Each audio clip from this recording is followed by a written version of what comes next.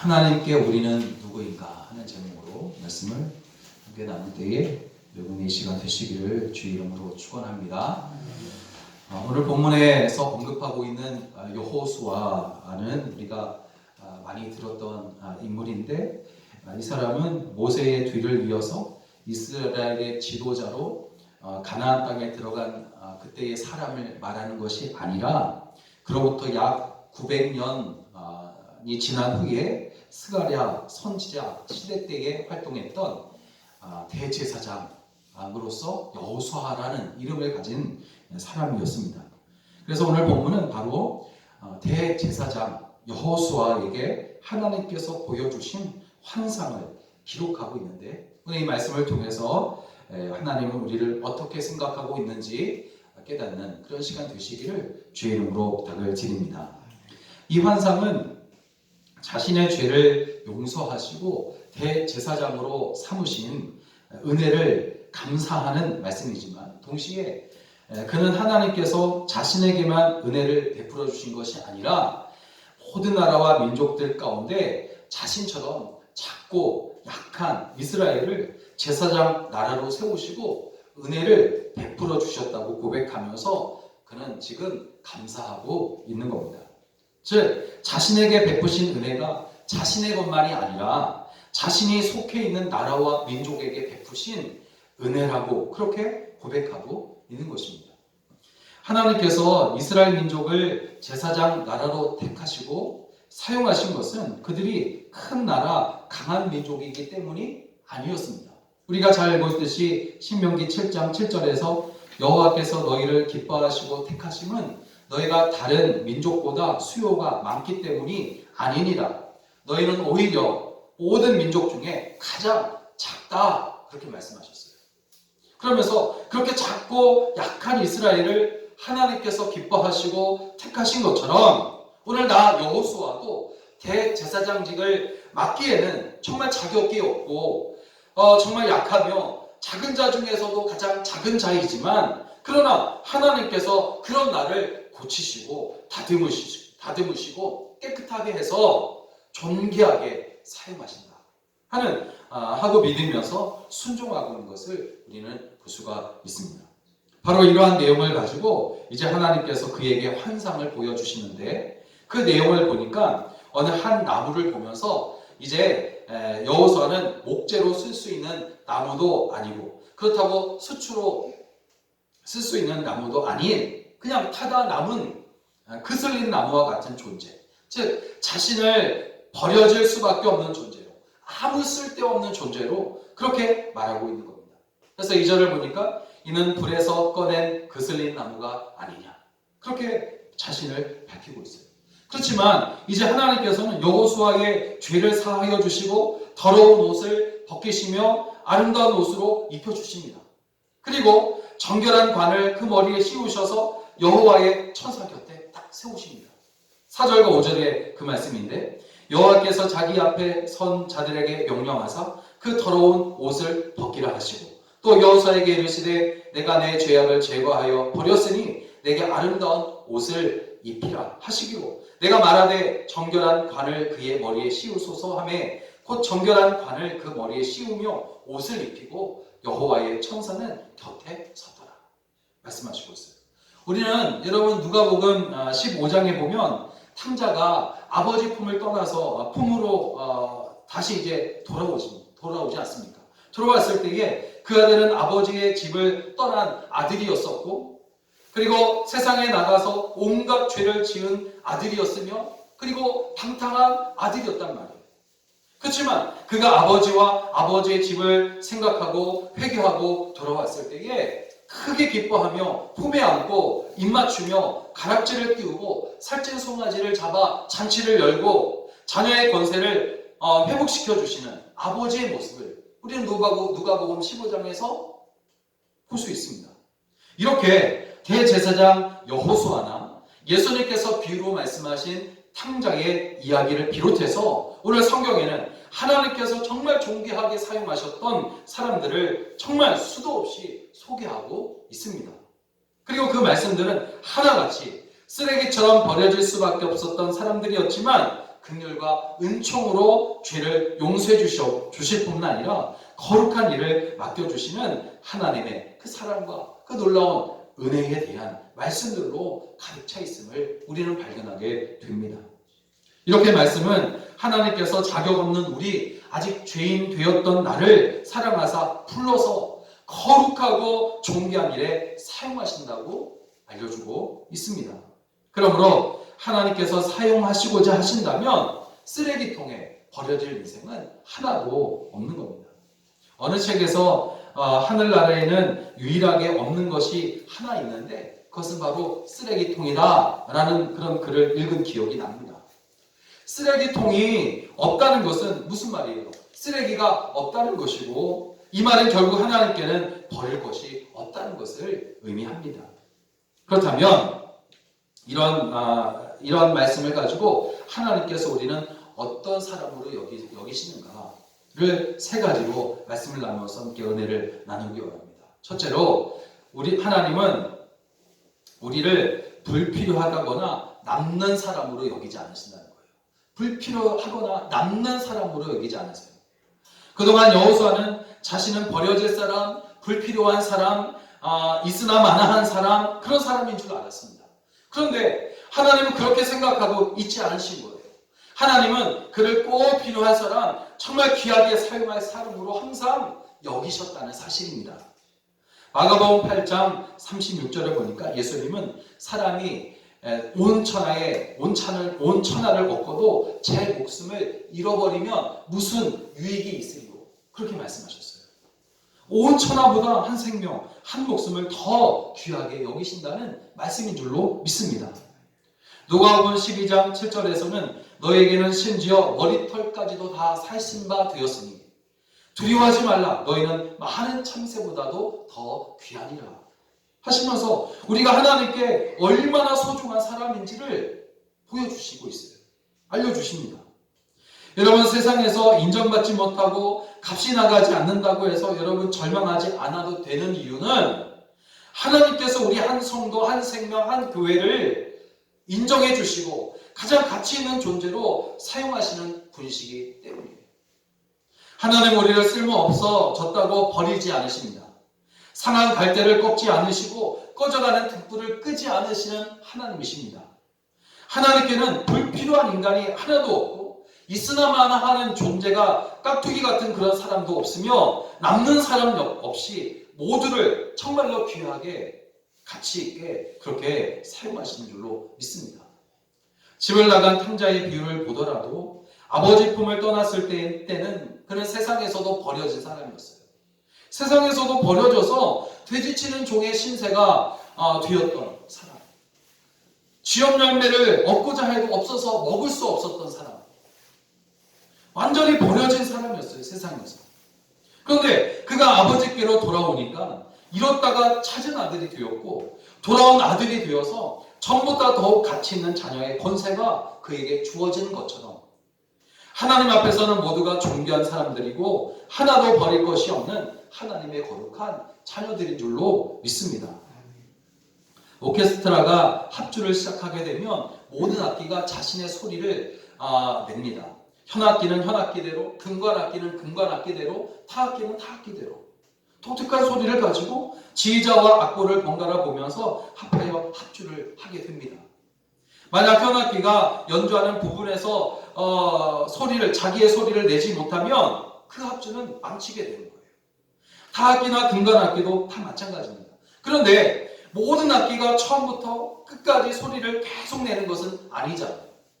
어떤 악기는 긴 연주 시간 동안 몇 번의 소리만 내기도 합니다. 그렇다고 무시할 수 없는 것은 그 몇 번의 소리가 합주를 아름답게 완성하기 때문이에요.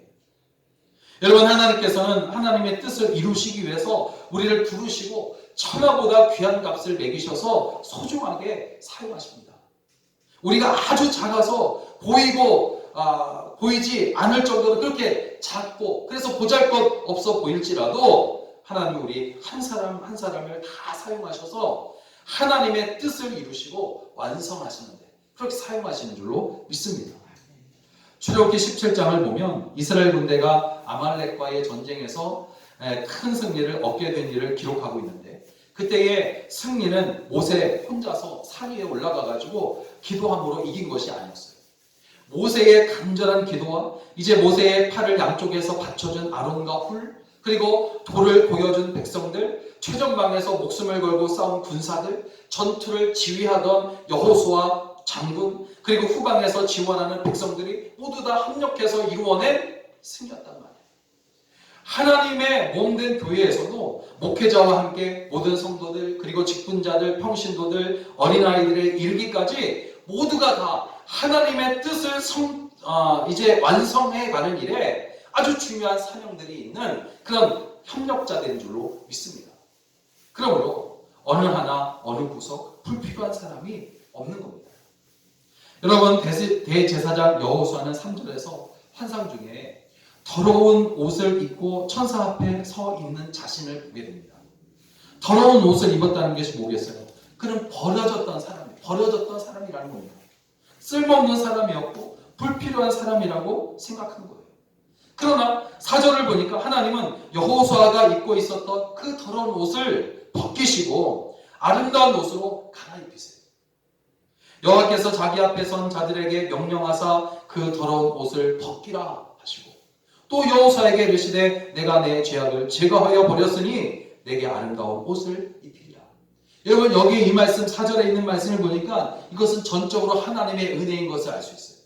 하나님께서 여호수아의 옷을 갈아입히셔요. 친히 갈아입히신 거예요. 여호수아가 스스로 갈아입고 있는 것이 아니라 하나님께서 갈아입혀 주시고 있어요. 하나님의 전적인 은혜입니다. 여러분, 왜 우리가 불필요하게 되고 버려지는 사람이 될까요? 그것은 바로 죄 때문이에요. 죄의 옷을 벗지 않으려고 꼭 부여잡고 있기 때문입니다. 그러나 우리 주 예수 그리스도께서 우리의 죄를 짊어지시고 십자가에서 죽으셨어요. 그런 까닭에 우리는 죄의 더러운 옷을 벗게 되었을 뿐 아니라 흰 옷으로 갈아입게 된 줄로 믿습니다.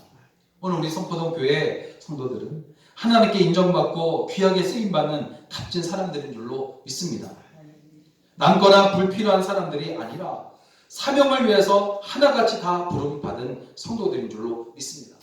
하나님께서 하나님의 뜻을 완성하시려고 우리 한 사람 한 사람을 귀히 사용하실 줄로 믿습니다.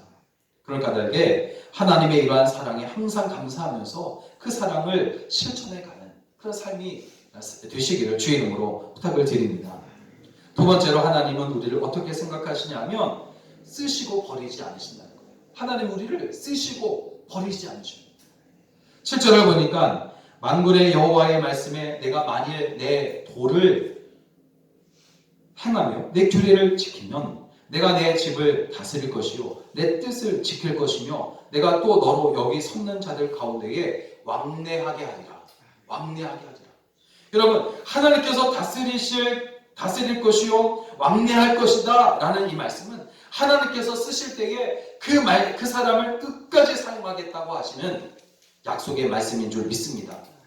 다스리시는 하나님은 영원하신 분이시고 성실하신 분이시기 때문입니다. 우리나라 속담 중에 달면 삼키고 쓰면 뱉는다 라는 말이 있어요. 필요할 때는 이용해 먹고 필요하지 않게 되면 버린다는 말이지 않습니까?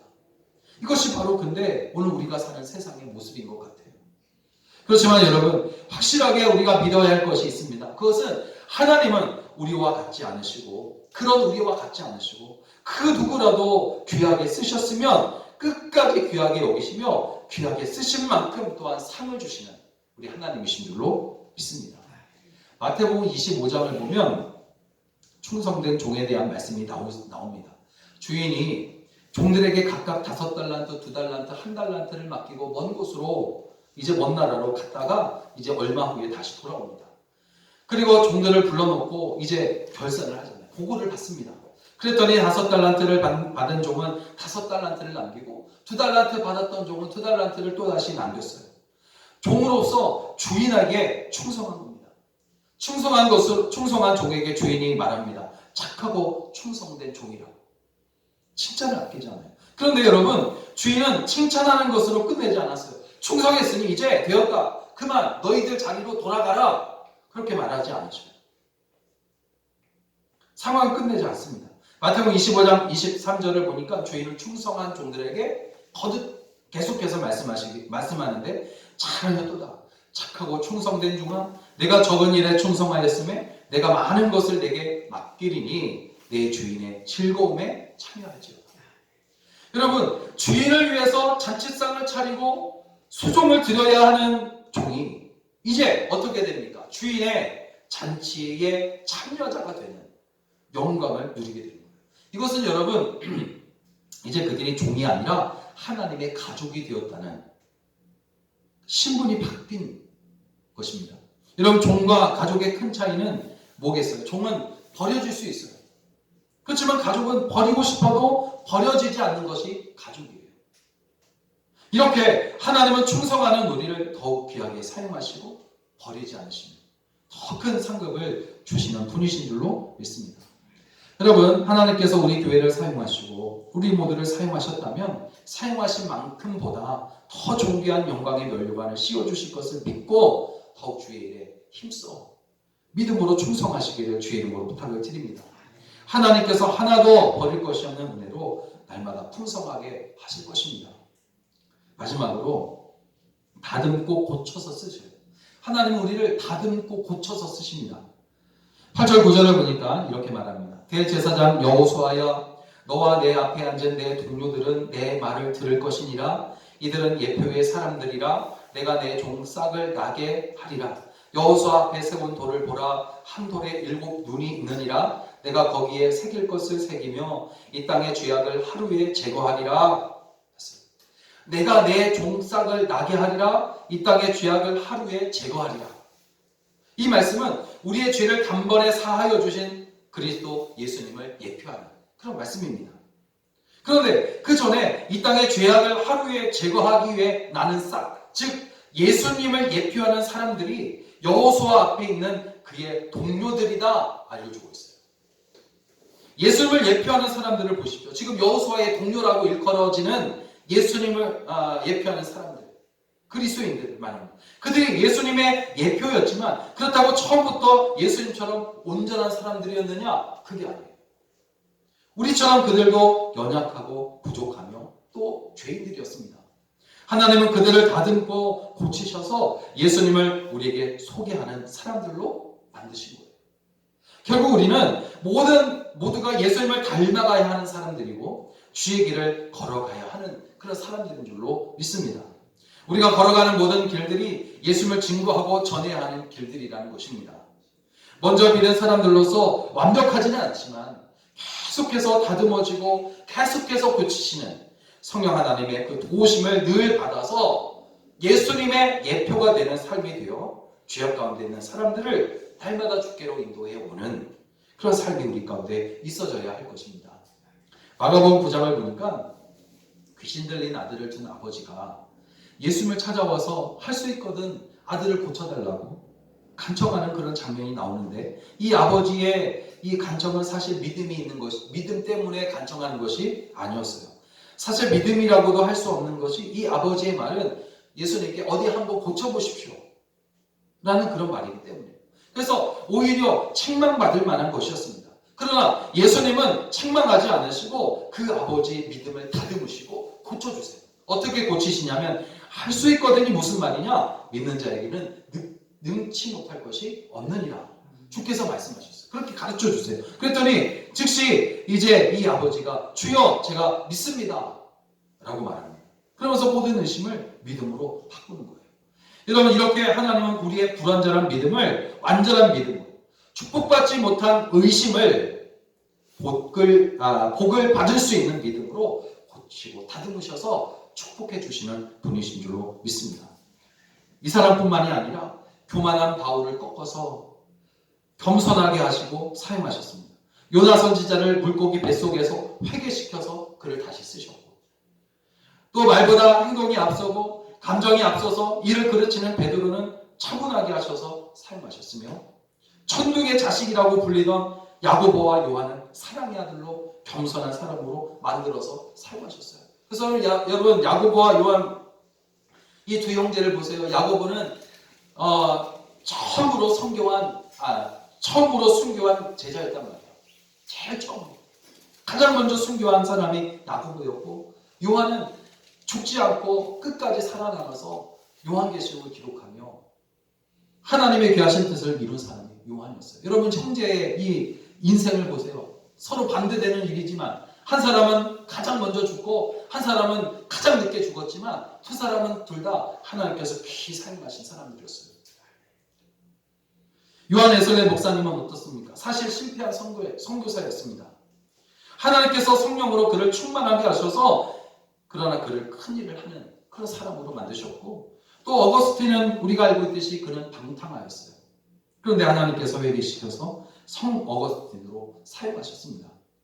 여러분, 이렇게 하나님은 다듬고 고쳐서 쓰시는데 전문가인 줄로 믿습니다. 부족한 것은 채워 쓰시고 안 되는 것은 되게 해서 쓰세요. 여러분, 세상에는 저를 비롯해서 우리 모두를 포함해서 성격이 못된 사람도 참 많고, 교만한 사람도 참 많고, 거짓말하고 욕심으로 가득한 사람들이 얼마나 많습니까? 또 명예욕에 빠져있고 권세욕에 빠져있는 사람도 얼마나 많아요. 우리가 볼 때는 한 사람도 하나님의 존귀하고 거룩한 일에 사용할 만한 어떤 자격조차 있는 것 같지 않습니다. 그렇지만 보기에는 모두가 다 쓰레기통에 버려져도 이상할 것 없어 보이는 그런 사람들이지만, 누구라도 하나님께서 쓰시고자 하실 때에 버려질 사람은 아무도 없는 줄로 믿으시기 바랍니다.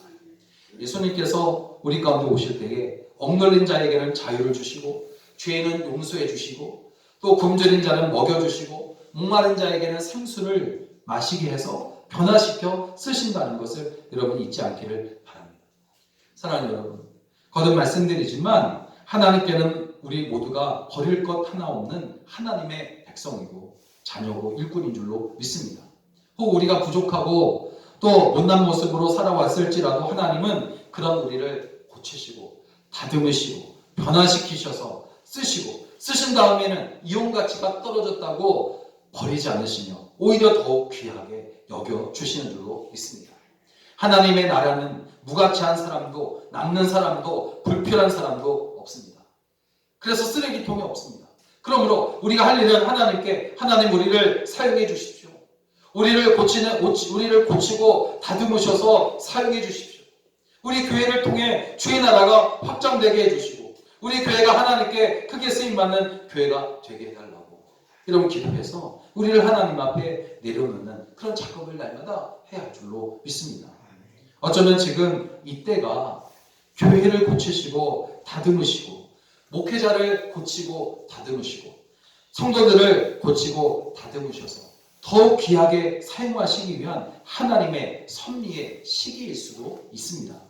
그러므로 우리 교회뿐 아니라 이 땅 위에 세워진 모든 교회들마다 고치시고 고쳐지고 다듬어져서 하나님께 더욱 귀하게 쓰임받게 해달라고 간절히 구하는 우리가 되어야 할 줄로 믿습니다. 기도하겠습니다. 살아계신 주 하나님,